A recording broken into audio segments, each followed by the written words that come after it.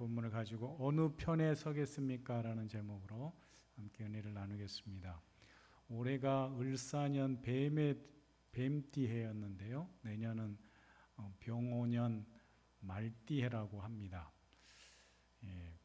말띠 계신가요? 1966년생이 내년에 딱 60갑자 지나는 회갑을 맞는데요. 미리 축하드립니다. 그런데 이제 병오가 갑을 병정 병 세 번째 이 병이 붉은 불 또 붉다 이런 의미가 있다 그러고요.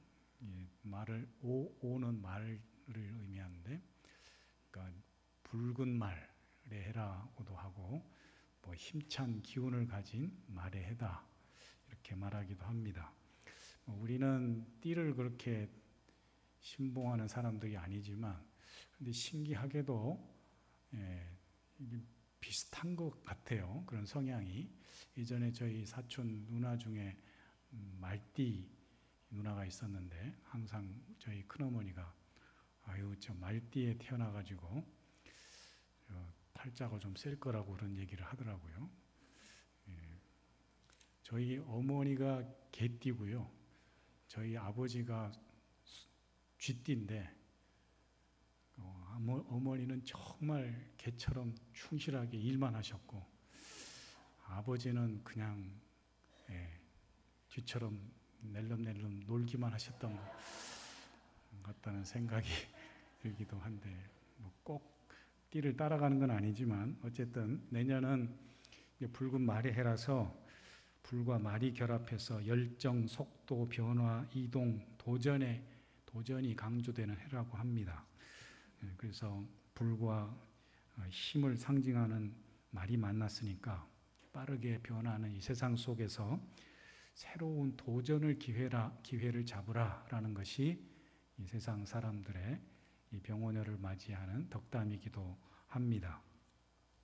동물 중에 여러 동물들이 있지만은 특별히 지능이 뛰어난 동물들이 있습니다. 제가 이렇게 검색을 해보니까 지능이 뛰어난 동물 탑 7 그래가지고 한 강아지나 돼지 IQ가 평균 60에서 65 정도 된다고 하고요. 돌고래, 코끼리도 지능이 굉장히 높더군요. 코끼리는 70, 돌고래는 80, 범돌고래는 조금 더 높은 90, 그리고 가장 높은 지능을 가진 동물은 침팬지가 95 정도 된다고 합니다. 여러분들은 IQ가 어느 정도 되세요? 평균 우리 사람의 IQ가 한 100 정도 된다고 하는데요. 100보다 낮다고 해서 너무 실망하지 마시고요. 제가 아는 사모님은 90 몇이라고 그러는데 너무 지휘도 잘하시고 찬양도 잘하시고 목회도 잘하시고 그러시더라고요. 중요한 것은 IQ가 아니고 그런 말도 있잖아요. 성적이 행복순이 아니라고. 그런데 내년이 말해라고 그러니까 말을 한번 찾아봤더니 말도 굉장히 IQ가 높아가지고 말의 IQ가 한 70에서 80 정도 된다 그래요. 굉장히 지능이 높은 거죠. 그래서 말의 탁월한 능력은 주인과의 교감 능력이 굉장히 탁월하대요. 그래서 어떤 말들은 주인이 슬프거나 우울하거나 하면은 굉장히 이렇게 밀착해서 자기 머리로 이렇게 주인을 감싸주는 그런 영상도 제가 봤고요. 주인이 이렇게 누워 있으면은 다 피해 가더라고요, 말들이. 그 정도로 말들이 IQ가 똑똑한 IQ를 가졌다고 합니다. 그런데 여러분, 가장 똑똑한 동물은 누굴까요? 인간입니다. 인간. 물론 IQ가 전부는 아니지만 제가 여러분들에게 희망적인 말씀을 드리자면, 여러분, 우리 믿음의 사람들은 누구보다도 이 세상 가운데서 지혜롭고 똑똑한 삶을 살아가게 될 줄 믿습니다. 왜냐하면 우리가 믿는 하나님이 지혜의 하나님이시기 때문에, 지혜의 성령님으로 우리와 함께 하시고 지혜로서 우리와 동행하시는 하나님이 계시기 때문에 우리는 지혜로운 삶을 살 수 있다라는 것이죠. 우리가 나이가 드신 연세 드신 이 노인분들을 지혜롭다라고 말을 합니다. 성경에도 보니까 욥기 12장 12절에 보면은 늙은 자에게는 지혜가 있고 장수하는 자에게는 명철이 있다 이런 말씀이 있고요. 또 노인들을 향해서 백발을 향해서 머리를 숙이라는 그런 말도 있습니다. 그런데요, 노인들을 우리가 지혜롭다고 하는 것은 단순히 많은 경험이 있기 때문에 또 오래 살아서 많은 경험을 축적하고 있기 때문에 지혜롭다라고 말하지 않습니다. 그러니까 연세 드신 어르신들이 지혜롭다고 하는 의미는 무엇냐 하면 많은 경험을 가지고 새로운 미래를 선택할 때 현명한 선택을 보다 더 나은 선택을 할 수 있다라는 의미에서 지혜롭다라고 말을 합니다. 그래서 어른들은 지난 날을 돌아보고 그 경험을 바탕으로 더 나은 미래를 선택할 수 있기 때문에 우리가 지혜롭다라고 말을 합니다. 유명한 철학자 플라톤도 그런 이야기를 했다고 합니다. 성찰하지 않는 인간은 인간이 아니다. 그러니까 지혜의 근본은 돌아봄에 있는 거예요. 여러분, 우리가 한 해를 지혜롭게 살아가기 위해서 또 한 해를 돌아보고 말씀 안에서 새로운 미래를 꿈꾸시는 저와 여러분이 될 수 있기를 축복합니다. 지혜는 이처럼 경험을 바탕으로 현명한 선택을 할 때에 쓰는 말이지 결코 단순히 경험이 많다고 지혜롭다고 하지 않는다라는 것이죠. 성경은 우리를 지혜로운 자라고 말합니다. 아까 얘기한 우리 노인들을 향해서 지혜롭다라고 했고, 또 성경에 보면은 지혜와 권능이 하나님께 있고 계략과 명철도 그에게 속하였다. 그러니까 하나님이 지혜의 하나님이시다라는 것이고, 또 무엇보다도 하나님의 말씀을 따라 살아가는 성도들이 지혜롭다고, 지혜의 근원이 하나님 말씀에 있다고 말합니다. 주의 법도들을 지킴으로 나의 명철함이 노인보다 나으니라. 하나님은, 또 시편 기자가 고백하기를 하나님은 지혜로우신 분이다. 그는 위대하시고 능력이 많으시고 지혜가 무궁하시다라고 시편 147편에서 말하고 있고요. 또 하나님은 지혜로 하늘을 지으신 이이기 때문에 우리가 그 인자하심에 감사하라고 시편 기자는 고백하고 있습니다. 그렇습니다. 참된 지혜의 삶은 하나님께로부터 나오는 줄 믿습니다. 우리가 잘 아는 야고보서 1장 5절에도 보면은 지혜가 부족하거든 후히 주시고 꾸짖지 아니하신 하나님께 구하라 그랬거든요.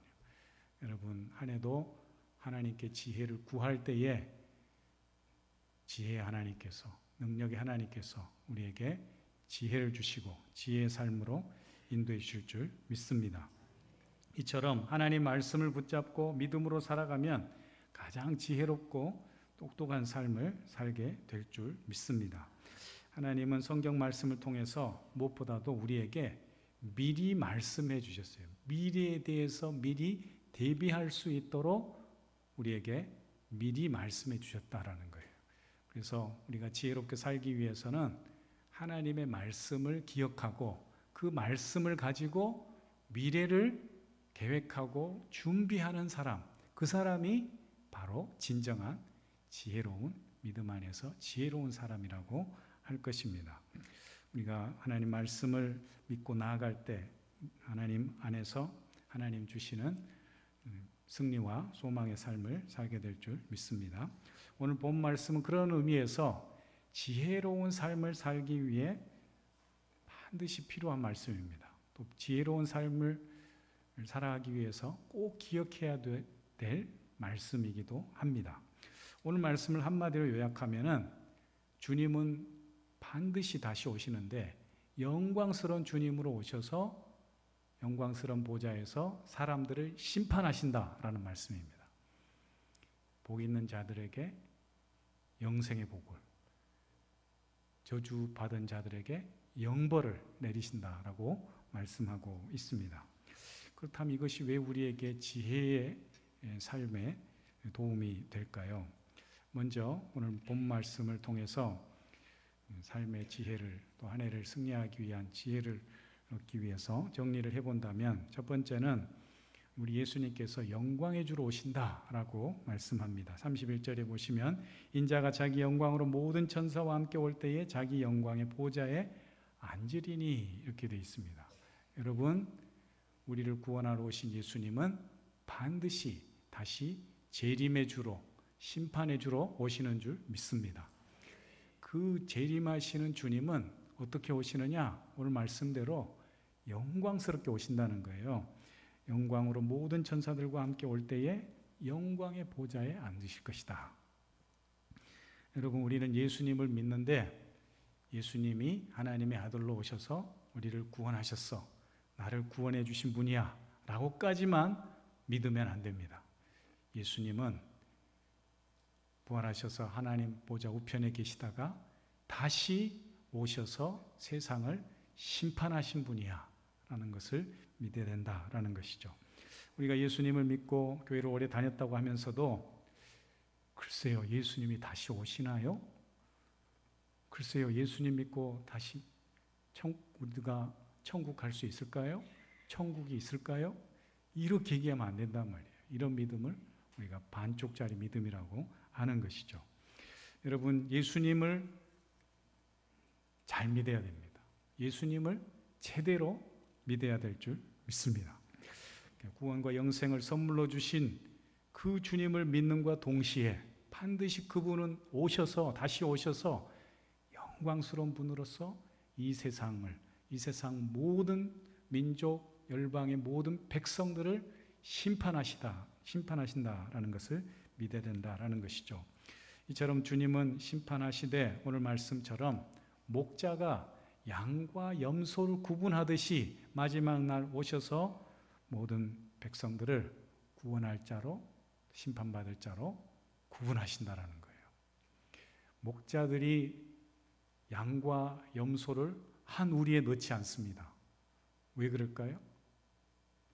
서로를 해치기 때문에. 서로에게 아무런 득이 안 됩니다. 양과 염소를 같이 두면. 염소는 어떤 성질이 있죠? 막 들이받잖아요. 염소는 같이 안 붙어 있단 말이에요. 근데 양들은 어때요? 모여요. 막 따닥따닥 붙어 있단 말이죠. 그러니까 두 종류는 같이 둘 수가 없는 것이죠. 그러니까 반드시 우리에 넣을 때는 구분해서 넣어야 합니다. 그렇듯이 주님이 마지막 날 오실 때에 어떻게 하신다고요? 목자가 양과 염소를 구분하듯이 심판받을 자와 구원할 자를 나눈다라고 되어 있습니다. 그 심판주로 오실 주님을 우리가 믿어야 합니다. 두 번째로 다시 오실 그 주님은 믿는 자들에게 오늘 본 말씀에 나오는 것처럼 복받을 자들에게 주시는 예비된 나라가 있다라는 거예요. 오늘 34절 말씀에 있는 것처럼 예비된 나라를 상속해 주신다고 했습니다. 그때 임금이 그 오른편에 있는 자들에게 이르시되 내 아버지께 복받을 자들이여 하면 따라해 보세요. 내 아버지께 복받을 자들이여, 복받은 자들이여. 그 사람들이 바로 우리 믿는 성도들인 줄 믿습니다. 바로 예수님 믿고 구원받아서 예수님 오른편에 서게 될 사람들을 예수님은 아버지께 복받을 자들이다 이렇게 칭하고 있는 것이죠. 저와 여러분은 어느 편에 서야 합니까? 또 어느 편에 설 수 있습니까? 우리가 예수 그리스도를 구주로 섬기고 또 하나님을 아버지로 부르는 자녀들은 반드시 하나님 우편에 주님이 심판하실 때 양과 같이 오른편에 서게 될 줄 믿습니다. 우리는 아버지께 복받을 자로서 이처럼 하나님 나라 상속자라는 이 귀한 신분으로 주님의 오른편에 서게 될 것이다 라는 것이죠. 우리 모두가 그런 복받을 자들로서 하나님 나라 상속자들로 이 땅 가운데서 권세 있는 삶을 살아갈 수 있기를 축복합니다. 마지막 세 번째로 다시 오실 주님은 약한 자들, 악한 자들을 위해서 예비된 불이 있다고 말씀합니다. 예비된 영원한 불에 들어가게 한다고 41절에서 말하고 있습니다. 예수님께서 영광 가운데 오셔서 영광스러운 보좌 위에서 복받을 자들과 저주받을 자들을 구분하신다라고 했습니다. 그런데 그 구분은 매우 성경에 나와 있는 것처럼 상세하고 세밀하게 나뉜다라는 것이죠. 그 모든 민족과 열방에 많은 사람들이 있지만은 분명하게 복받을 자들, 영생에 들어갈 자들, 저주받아서 영벌에 들어갈 자들, 영원한 불에 들어갈 자들이 구분된다라는 거예요. 그냥 적당하게 선 그어서 너희는 이쪽, 너희는 이쪽 이렇게 구분하는 게 아니에요. 오징어 게임에 나오는 것처럼 게임 잘하는 사람은 살려주고 게임 못하는 사람은 죽고 그렇게 하지 않는단 말이에요. 예수님의 분명한 기준이 있는데 그 기준이 뭘까요? 40절, 45절 이 두 절 말씀이 굉장히 중요한데요. 40절에 뭐라고 되어 있어요? 같이 한번 읽어보겠습니다. 본문 40절 시작. 임금이 대답하여 이르시되 내가 진실로 너희에게 이르노니 너희가 여기 내 형제 중에 지극히 작은 자 하나에게 한 것이 곧 내게 한 것이니라. 아멘. 지극히 작은 자 하나에게 한 것이 곧 내게 한 것이다. 그러니까 예수님께서 양과 염소를 구분할 때 어떻게 구분한다고요? 우리의 믿음 생활 가운데서 행동을 보신다는 거예요. 삶의 흔적, 삶의 행동, 태도를 보시겠다라는 거죠. 어떤 기준? 지극히 작은 자를 어떻게 대했느냐라는 것을 기억하시겠다라는 거죠. 또 45절도 비슷한 말씀이 나와요. 그 저주받을 자들에게, 영원한 불에 들어갈 자들에게 이렇게 말하잖아요. 내가 진실로 너희에게 이르노니 이 지극히 작은 자 하나에게 하지 않은 것이 곧 내게 한 것이다. 주님께서 이렇게 말씀하시는 것이죠. 지극히 작은 자를 어떻게 대했는가. 여기서 지극히 작은 자라고 하는 것은 부지 중에 섬긴 작은 자, 약자나 소외된 자, 눈에 잘 띄지 않는 자, 이런 사람이 지극히 작은 자입니다. 저는 목회하면서 가장 귀하고 보람되게 여기는 것은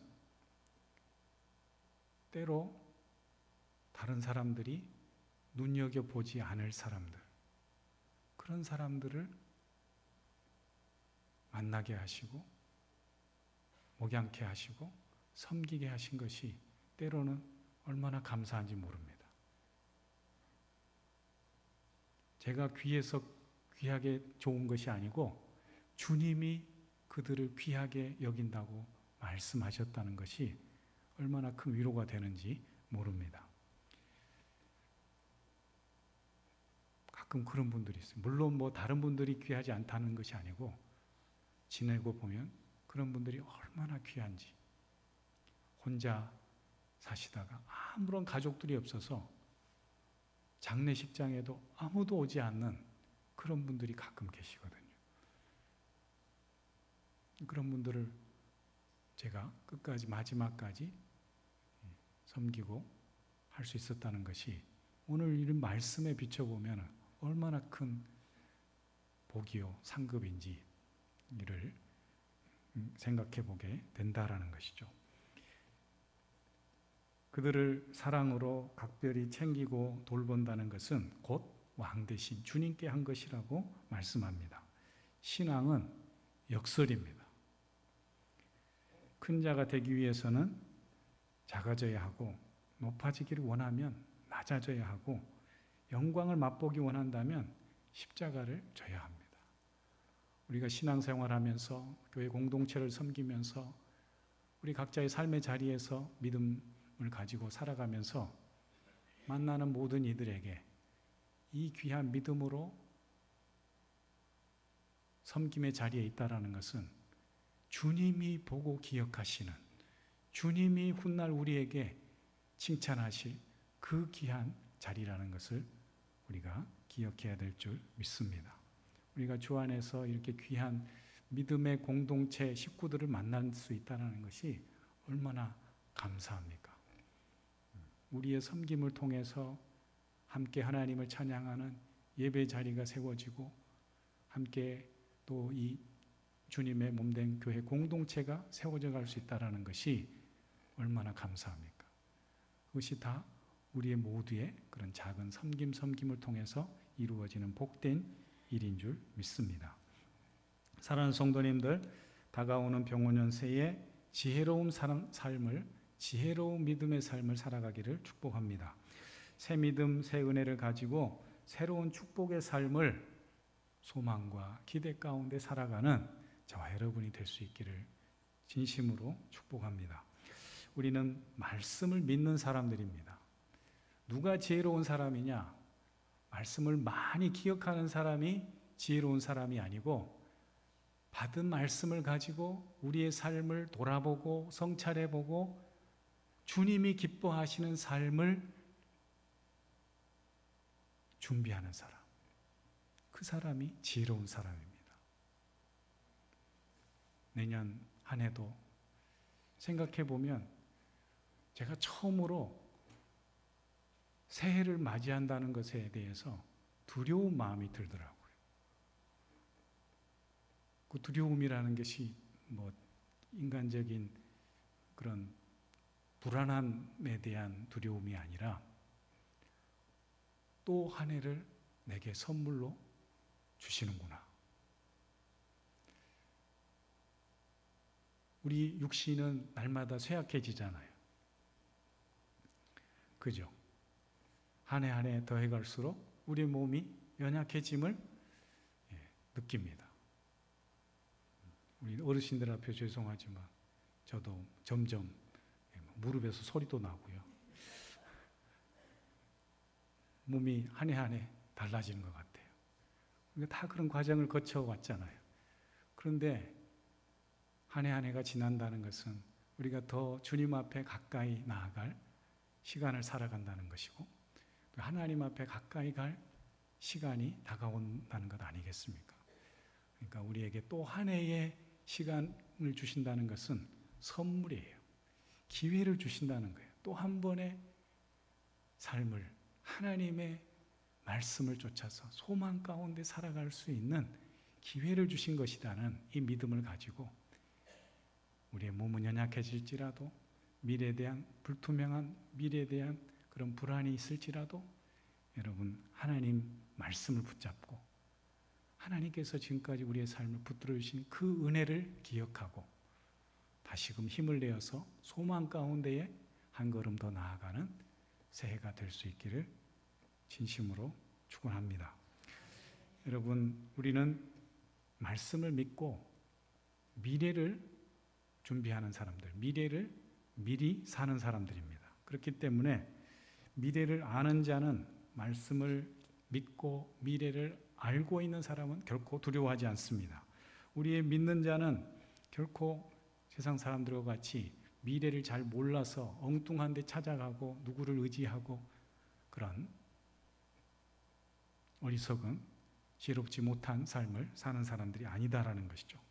따라서 우리는 말씀대로 아무것도 염려하지 말고 모든 것을 다 주님께 맡기고 기도와 간구로 항상 깨어 기도하고 범사에 감사하고 우리 주님과 동행하는 늘 주 안에서 기뻐하며 살아가는 말씀을 이루는 성취하며 하루하루 승리하며 살아가는 저와 여러분이 될 수 있기를 축복합니다.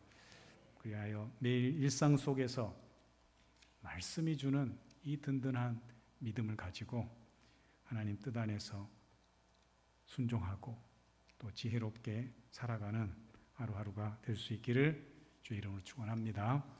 기도하겠습니다. 하나님 아버지, 한 해를 살아갈 때에 우리 마음대로, 우리 생각대로, 우리의 지식과 또 습관대로 살아가지 않게 하시고 주신 말씀을 기억하고 그 말씀 안에서 미래를 꿈꾸고 미래를 기대하고 소망 가운데 살아가는 귀한 주의 백성들 되게 하여 주시옵소서. 예수님의 이름으로 기도합니다. 아멘.